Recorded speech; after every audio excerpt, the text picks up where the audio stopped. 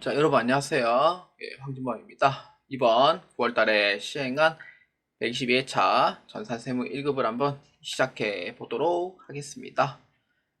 합격률은 얼마인지 나도 못 봤는데 9월달 문제가 좀 쉬었는 것 같아요. 그렇기 때문에 쉽다 어렵다기보다는 가장 중요한 거는 법인세를 얼마만큼 배우고 이해를 잘 하고 있느냐, 그 부분이 가장 중요하다라고 말씀해 드리고 싶습니다.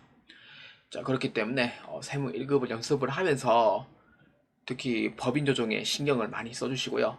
근데 법인 조정에 너무 비중을 두면은 앞에 부분에 그 이게 좀 틀리는 경우가 많아져요. 그렇기 때문에 그 부분은 세무 2급에 배우면서 다시 한번 더 생각하며 그렇게 해서 준비를 하시는 것을 또 추천드리는 바입니다.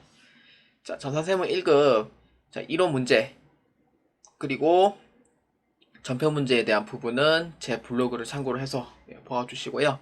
저는 실기 2번, 4번, 5번 해가지고 대략 한 11개 정도 영상이 나올 거예요. 그렇기 때문에 잘 보아주시고 꼭 합격하시길 바랍니다. 자, 실무시험입니다. 자, 회사 이름은 주식회사 우주상사입니다. 제조 도소매업을 영위하는 중소기업으로 단기 13기 회계기간은 2025년도입니다. 전산세무에게 수업용 프로그램을 이용하여 다음 물음에 답하시오입니다.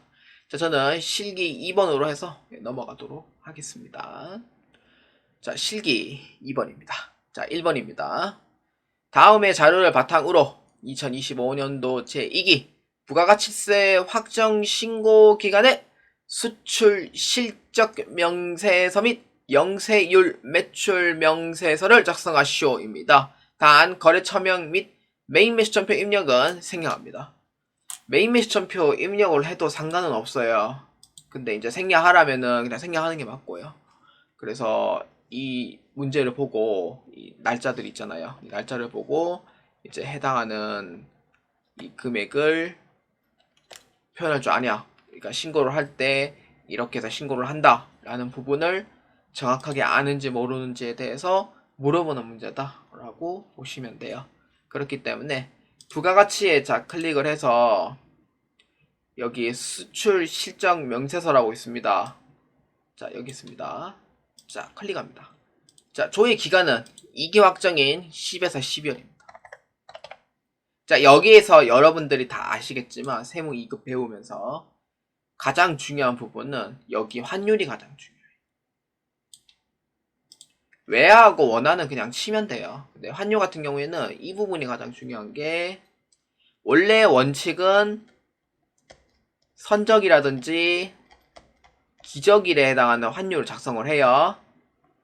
근데 단 예외적으로 봤을 때 환가일하고, 그러니까 환가일은 그 선적일 전에 미리 돈을 받아서 빼는 경우가 있고 선적일 전에 미리 입금되는 경우가 있어요. 그래서 환가일하고 선적일 중에 빠른 날이 있으면은 그 환율로 작성하도록 되어 있습니다. 그렇기 때문에 이 원칙과 예외 부분을 조심해서 봐주시고요. 그리고 이번 문제의 기타 영세율 적용인데 기타 영세율 적용은 이제 직접 수출 외의 다른 방법이에요.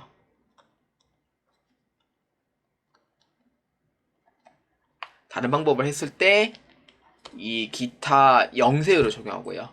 직접 수출인 경우에는 수출 신고 필증에 보면은 그 수출 번호가 있어요. 번호가 있는데 근데 기타 영세 같은 경우에는 이제 우리가 부가가치세법 제21조부터 25조까지가 해당이 되거든요. 근데 21조 외에 22조, 23조, 24조, 25조 이런 부분에서는 기타 영세율로 지급을 해요. 그러니까 수출 신고 번호 없이 우리는 수출을 했는데 이러한 부분에서 적용을 했다라는 부분을 보시는 거예요. 그래서 기타 영세율 적용은 이렇다라고 보시면 되겠습니다. 자, 어렵지 않아요. 자, 한번 봅시다.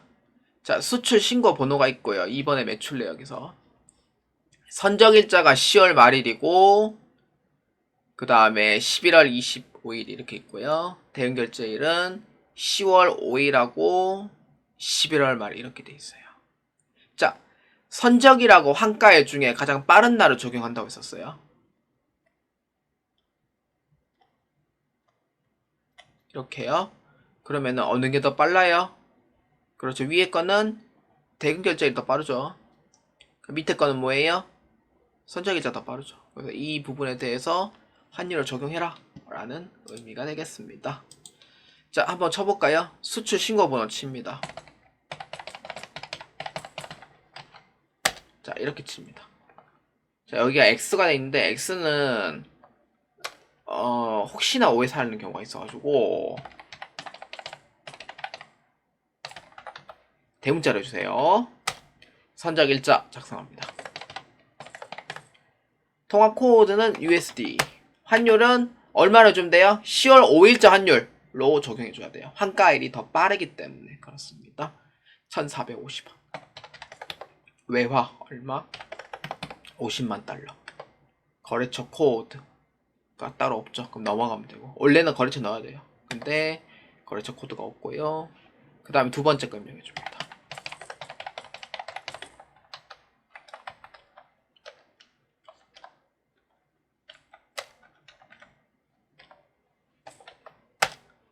자, 그 다음 선적일자.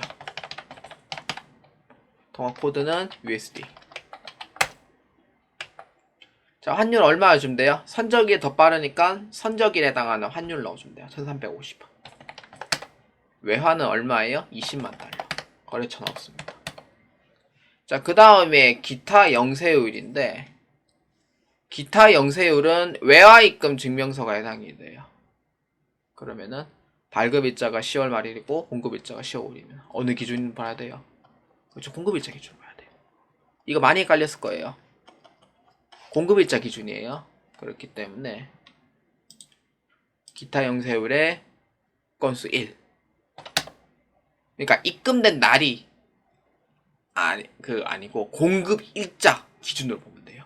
그래서 얼마냐면은 10만 달러의 공급일자 언제예요? 10월 5일이잖아요. 그럼 10월 5일에 해당하는 환율 1450원. 그럼 얼마예요? 1억 4,550만 원 나올 거예요. 맞죠?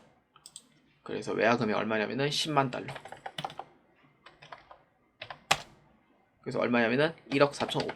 이렇게 수동으로 치시면 돼요.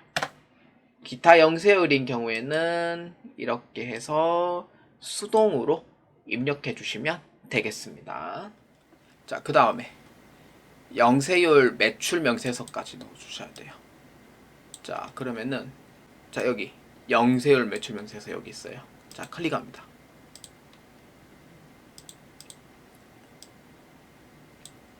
자, 날짜는 이기약정이 10에서 12월이고요.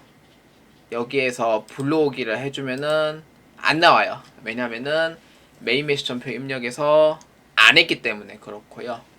그래서 원래는 입력할 때 여기 직접 수출하고 그리고 기타 영세율이 외화 입금 증명서라고 있어요. 그렇기 때문에 여기에 외화 입금을 했는, 그러니까 국내에서 외국법인에게 공급한 재화에 해당을 하니까 여기에 해당이 돼요. 이해되시죠? 근데 이제 답지에서는 이제 직접 수출에 대한 금액은 안 나와 있고요. 여기 24조에 해당하는 부분만 입력을 하도록 되어 있어요. 그렇기 때문에 1억 4,500만원 이렇게 넣어주면 돼요. 그러면은 선생님 21조건 안 넣어도 됩니까? 라고 물어보면은 근데 저는 제 생각에는 원래 직접 수출에 해당하는 금액도 넣어야 되는 게 맞다고 생각해요. 자, 그러면은 나머지 금액을 직접 수출해주면 돼요. 아까 10이라고 했거든요. 1억 4,500만원만큼 빼면은 9억 5,500만원을 직접 수출에 해당하는 금액에 넣어주시면 되겠습니다. 자, 이렇게 해서 영세열 매출 명세서를 작성해 주시면 되겠습니다.